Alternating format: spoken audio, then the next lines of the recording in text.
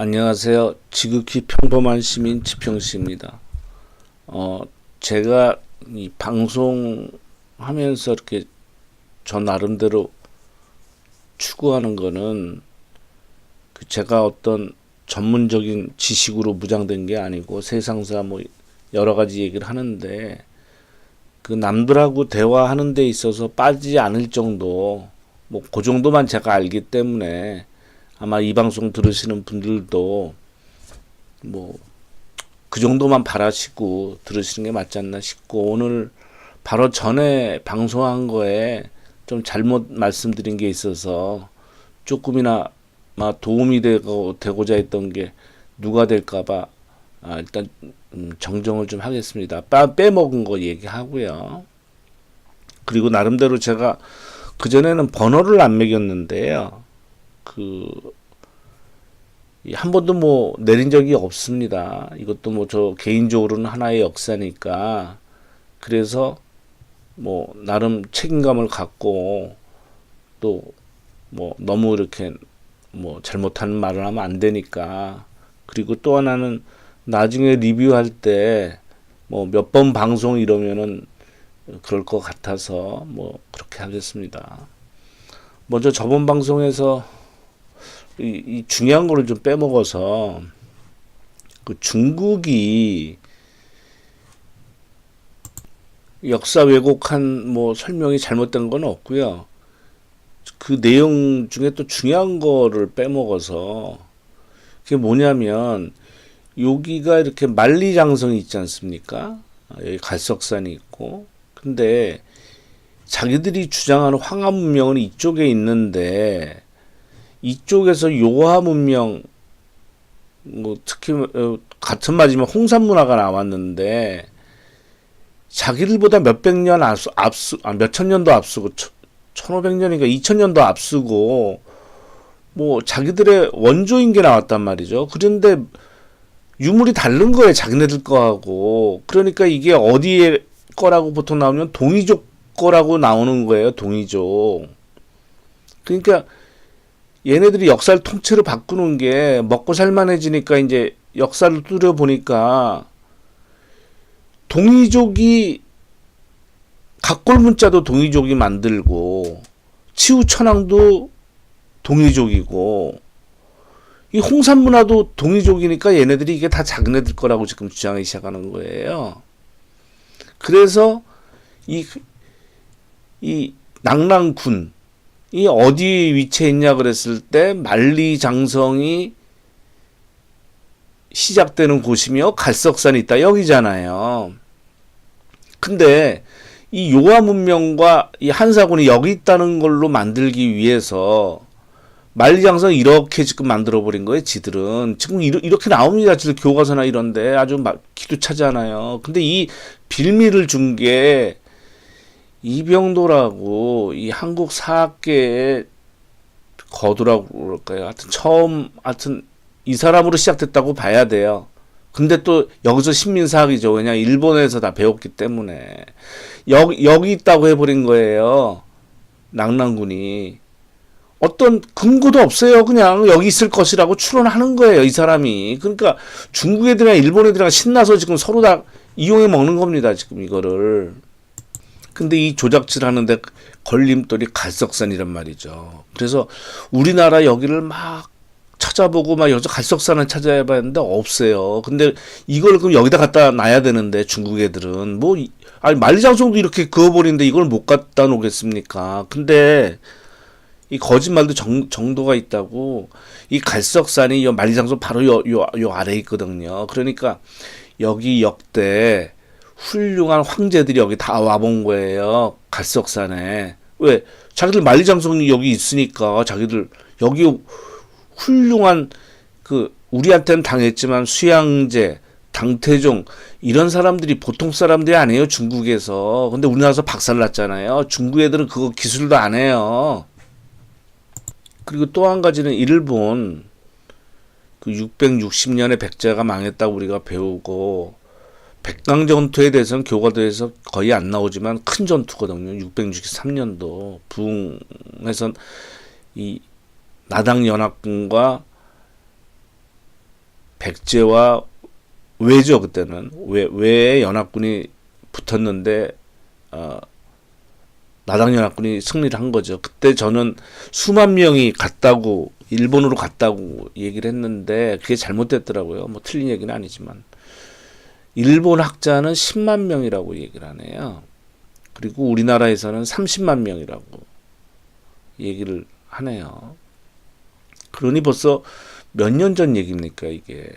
거의 뭐 1300년 전 얘기인데 그러니까 제가 지금 중국이나 일본 애들 뭐 이렇게 해서 과거에 이랬으니까 뭐 일본 뭐 이런 게 아니고 각자 이제 나라가 이렇게 됐으면 잘 지내야 되는데 역사를 왜곡하면 안 되는데 중국 애들이나 일본 애들이 마구 막 이렇게 지들 편한 대로 만들어 버린단 말이죠. 근데 우리는 식민사학으로 젖어 있어 가지고 뭐 방어도 안 하고 그냥 다 맞다 지금 이러고 있는 상황입니다.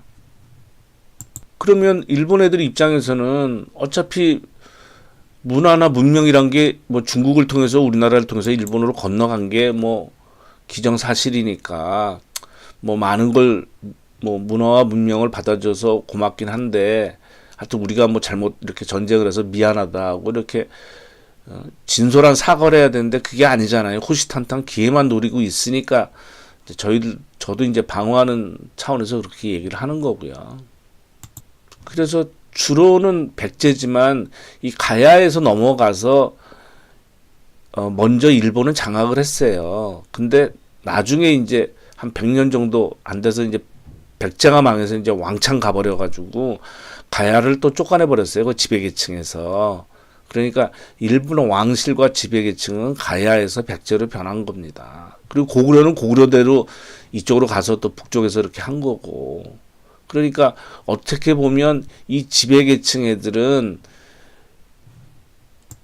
삼국시대 때 여기서 그냥 자기들끼리 치고받고 그냥 이렇게 한 거라면은 그렇게 많은 그 사람들이 일본으로 안 갔겠는데 그 외세를 동원해서 당을 동원해서 이렇게 해서 해버리니까 그 한이 맺히고 그런 거죠. 그래서 제가 보기에는 얘네들이 일본 애들이 이제 지배계층이 됐으니까 그래서 더 이렇게 좀 심하게 뭐 신라 뭐 옛날로 따지면 신라고 여기 뭐 당이라고 따지면 좀 그런 거 아닌가 하는 생각도 좀 있고 그렇습니다. 순전히 제 개인적인 생각입니다. 그리고 방송 보면 굉장히 관심이 많으신가 봐요. 그래서 제가 제일 처음 사라고 말씀드릴 때가 요때였고 그 다음에 두 번째가 요 21선 뚫었을 때 요 빨간 게 21선입니다. 그리고 여기서 한번 사봐도 괜찮다고 말씀드렸죠. 그래서 그 가격인데 시간이 좀 많이 걸릴 것 같습니다. 이 모양으로 봐서 지금 주봉 이거 무너지고 해서 제가 그래서 올 12월 얘기 말씀을 드렸잖아요. 처음부터 애시당초. 근데 이건 뭐냐면 미국이 원래 금리가 5%대 갔다가 제로 베이스까지 가고 그 다음에 이제 금리를 올리기 시작했는데 지금 해봤자 2.5%잖아요. 지금 금리를 더 이상 작년까지 이때까지만 해도 올해 2019년도에 금리 최소한 3번 올린다고 그랬어요. 지금 한 번도 못 올리잖아요. 제가 보기에는 하반기 가서요. 금리 인하를 또 할 수 있어요. 내년 선거 앞두고 이제 트럼프가 마지막까지 이제 뽑으려고 들 텐데 그러면 양적 완화를 또 할 수도 있어요. 제가 보기에 그때가 이제 은혜 찬스가 오는 겁니다. 그때. 근데 왜 지금 미리 사라고 말씀드리냐면 저도 방송 중에 말씀드렸잖아요. 저는 주식을 매일 보는 사람이 때보다 지금부터 묻어놓을 필요가 없잖아요. 그래서 저는 10%만 일단 해놓고 나머지는 그때 움직일 때 더 비싼 가격에 사더라도 그렇게 말씀드렸던 거고. 근데 위기라는 게요. 우리가 예를 들어서 큰 강에 조그만 배 타고 가는데 뭐 아무런 위험이 없단 말이죠. 그러니까 뭐 술 한잔 먹고 뭐 그 이제까지 온 분위기에 취해서 뭐 노래 크게 틀어놓고 가는데 갈 때 이제 물살이 좀 빨라지고 무슨 소리 들리는 걸 못 듣는단 말이죠. 그랬다가 절벽 나오면 한순간에 떨어지는 거예요.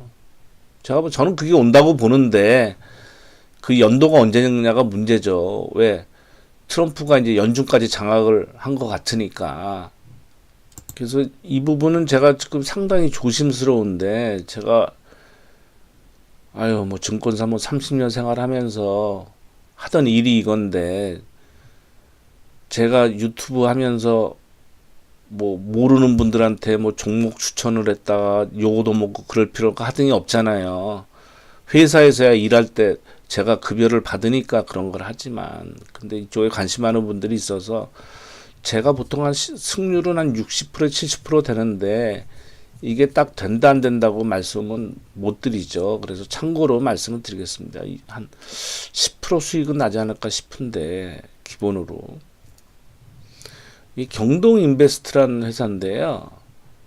뭐 당연히 빨간 게 21선이고 요 녹색 이게 5일선이란 말입니다. 그래서 요때 말씀을 드릴까 말까 생각은 하고 있었어요. 근데 괜히 또 실없는 짓 할까봐 지금 사실 지금도 조심스럽습니다. 근데 이게 일봉이고요.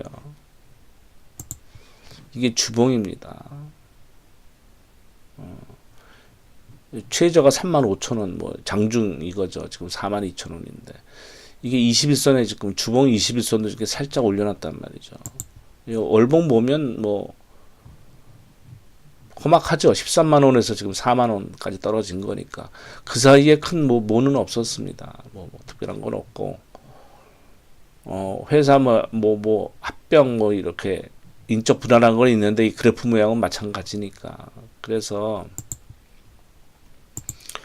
만약에 이 종목을 사신다면 되려고 그러면 이 5일선을 타고 가거든요. 그래서 이 종목이 단점이 거래가 많지가 않아요. 그래서 요때 한번 거래 실려서 이제 저는 요때부터 이제 관심 있게 사야 될다라고 봤는데, 요때 이제 20선 들어놓으니까 만약 이걸 사실 분이 계시면 이제 뭐 오를 때는 많이 거래가 되죠. 근데 그렇게 많이 거래되는 종목이 아니니까 많이 사지 마시고, 이 5일선으로 본다 그러면 예서 오늘 같은 경우에 41,750원이죠. 요 5일선의 밑에 깔아놓고서 사는 게 좋아요. 산다 그러면 뭐 주봉보나 월봉보나 뭐 별 그거 없으니까, 뭐 실적으로 보더라도 기본적으로 보더라도 이 회사는 성장성 있는 회사가 아닙니다. 그건 알고 계셔야 돼요. 액면가 5천원짜리고 자본금이 118억인데 작년에 경상이익이 3배 정도 났죠. 3배 좀 안 되죠. 306억이고 당기순이익이 298억입니다. 퍼가 3.6밖에 안 돼요. 뭐 PBR 낮고 ROE 좋고 다 좋아요. 근데 이런 회사는 그냥 그래프만 보고 사는 겁니다. 사면은 지금. 왜냐하면 그 성장성이 하나도 없는 거기 때문에 그걸로 보면 안 돼요. 이런 종목 볼 때는. 그래서 기관하고 외국인들이 계속 팔았어요. 그래서 이렇게 주가가 망가졌는데, 오늘 기관이 이제 한 3일째 사는데 좋진 않아요. 뭐 사모펀드 뭐 이거니까. 뭐 제가 보기에는 아마 ELS를 씌워서 ELF로 사는 거 아닌가 싶은데, 개별로 해서 이거하고 외국인은 오늘 뭐 좀 샀는데 거래가 적으니까 아마 1,000주 이하로 사셔야 될 거예요. 제가 보기에.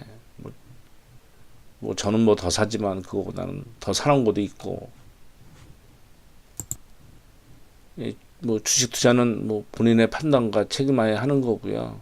당연한 얘기지만 제가 괜히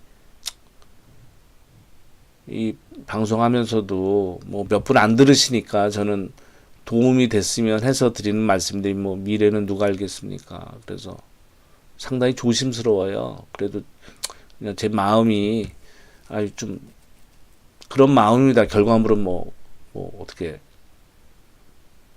크게 뭐 어떻게 장담한다고는 못하지만 이 모양상으로는 그래요. 뭐 물려봤자 뭐 10%도 아니죠. 물려서 뭐 10% 정도. 그러니까 만약 주식 투자하신 분이 계시면 뭐 투자시라는 말씀은 아니니까 그냥 한번 보시면 어떤가 싶습니다. 예, 감사합니다.